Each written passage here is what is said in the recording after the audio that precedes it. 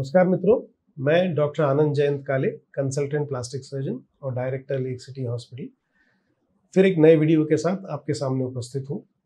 मैंने अभी एक अपना अनुभव आपके साथ पिछले वीडियो में शेयर किया था, जिसमें मैंने मॉडर्न मेडिसिन और डिसिप्लिन को आपस में जोड़ के देखा था, जिसमें मैंने एक रेफरेंस दिया था कि डायबिटिक फुट इन्फेक्शन में या डायबिटीज़ के पैरों के घावों में डिसिप्लिन का कितना महत्व है और हम उसको क्यों इम्पोर्टेंस नहीं देते, हम उसको तवज्जो क्यों नहीं देते। तो आज का मेरा यही टॉपिक है, डायबिटिक फुट इन्फेक्शंस और डिसिप्लिन, अनुशासन। डायबिटीज़ के पैरों के घावों को अनुशासन का महत्व इतना ज़्यादा है कि उसमें दवाई, गोली, इंजेक्शन और ड्रेसिंग टेक्निक ये गौण हो जाती है। वो इसलिए होती हैं कि डायबिटीज़ में पैरों के घाव बनने के जो 3 मूलभूत कारण होते हैं। पहला कारण होता है शुगर का ऊपर नीचे होना या बहुत ज़्यादा शुगर होना, मतलब अनकंट्रोल्ड डायबिटीज़। दूसरा कारण न्यूरोपैथी होना, मतलब हमारे पैरों की जो नसें होती हैं, जो सेंसेशंस देती हैं, या हम जिनको सेंसरी नर्व्स बोलते हैं, वो खराब होने की वजह से पैरों में सुन्नपन होता है।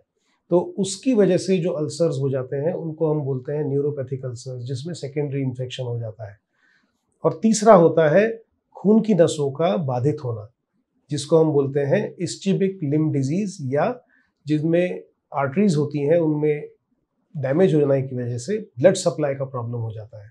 तो आर्टीरियोपैथी, न्यूरोपैथी और अनकंट्रोल्ड डायबिटीज़, ये 3 मुख्य कारण होते हैं डायबिटीज़ के पैरों के घाव होने के लिए और उनके घावों के इन्फेक्शन होने के लिए।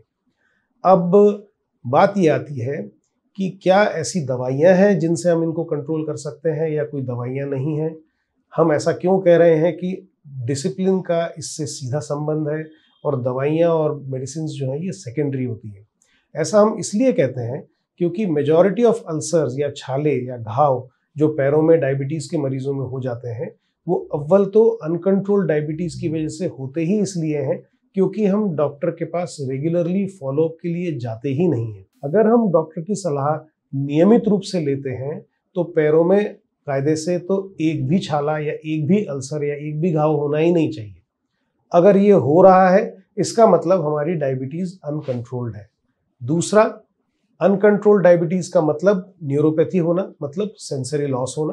अनकंट्रोल्ड डायबिटीज़ का मतलब हमारी खून की नसों में भी बदलाव होना। अगर हमने डॉक्टरी सलाह को नियमित रूप से नहीं माना और अनुशासन में जो भी उनने हमको सलाह दी है उसको नहीं माना, तो हमको न्यूरोपैथी भी बहुत सीवियर होगी और हमको आर्टीरियोपैथी भी बहुत सीवियर होगी। खून की सप्लाई में भी दिक्कत आएगी, सेंसेशंस में भी प्रॉब्लम्स आएंगी। तो जो सलाह हम लोग पेशेंट्स को डायबिटिक फुट इन्फेक्शंस के बाद देते हैं, उनमें सबसे पहली सलाह ये होती है कि उस छाले को या उस घाव को ऑफलोड करना, मतलब उसके ऊपर से आपके शरीर का वजन और नहीं जाना चाहिए। ये सबसे ज़रूरी सलाह होती है। आप कौन सी मलहम लगाते हैं या कौन सी इंजेक्शन लगाते हैं, ये बहुत सेकेंडरी होता है। अगर हमने हमारे शरीर का वजन 30 किलो वजन हमने उसके ऊपर से निकाला है एक पैर पे से, तो वो 30 किलो का वजन लेने की कैपेसिटी उस छोटे से घाव में नहीं होती। और ये घाव होते ही उन जगहों पे जहाँ पे हमारे शरीर का वजन सबसे ज़्यादा ट्रांसफर होता है, तो उसको ऑफलोड करना बहुत ज़रूरी होता है। अब हम दवाइयाँ, गोलियाँ, इंजेक्शन सब टाइम पे ले रहे हैं, लेकिन हमने जो डॉक्टर की वो सलाह थी कि उसको ऑफलोड करना है, उसके ऊपर वजन नहीं ट्रांसफर होना चाहिए, उसके लिए हम ज़्यादातर समय बेड रेस्ट पे रहें, ऐसा कुछ लगवाएं जिसकी वजह से हमको वो एरिया ऑफलोड हो जाए। वो ऑफलोडिंग अलग अलग तरह से हो सकती है, या तो प्लास्टर लगा के हो सकती है, या अलग फुटवेयर बनवा के हो सकती है जो इस तरह से ऑफलोडिंग प्रोड्यूस करता है, या फिर कुछ ऐसी किट्स होती हैं जिससे हम उस हिस्से को हवा में ले आते हैं, उनका इस्तेमाल करना होता है। अगर हमने एक छोटी सी सलाह नहीं मानी तो डायबिटिक फुट इन्फेक्शन को कंट्रोल करना असंभव हो जाता है।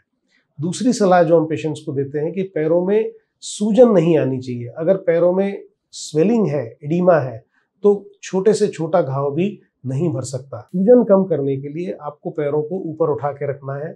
जब हम बैठे हैं तो सामने की तरफ एक स्टूल रख के पैर को उसके ऊपर रखना है।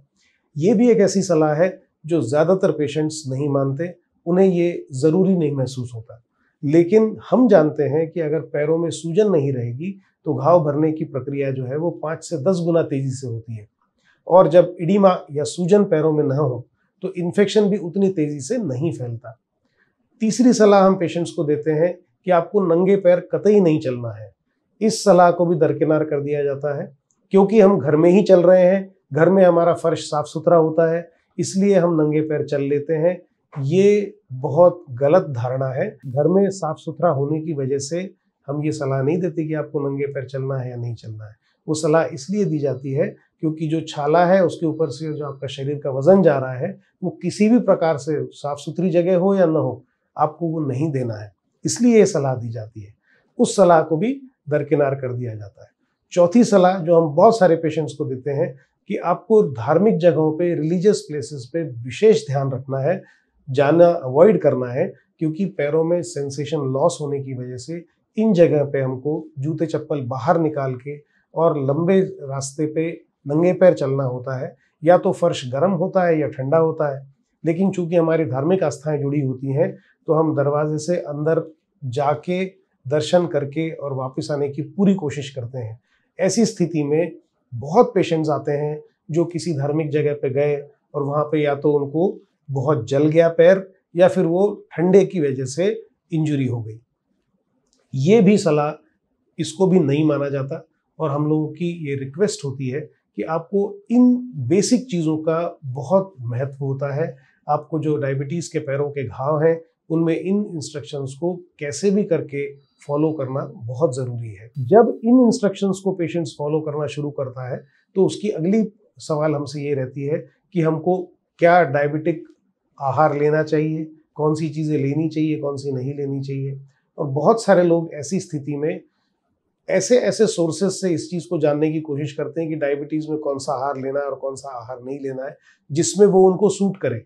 तो कई बार लोग ये सलाह ले लेते हैं कि जो फल है वो तो अलाउड है क्योंकि उसका जो मीठापन होता है वो डायबिटीज़ को नुकसान नहीं पहुंचाता। शहद चूंकि दवाई होती है इसलिए शहद का मीठापन भी जो है डायबिटीज़ को नुकसान नहीं पहुंचाता। तो मेरा ये निवेदन है कि ये बहुत बड़ी गलतफहमी है, चाहे वो फल हो चाहे वो शहद हो।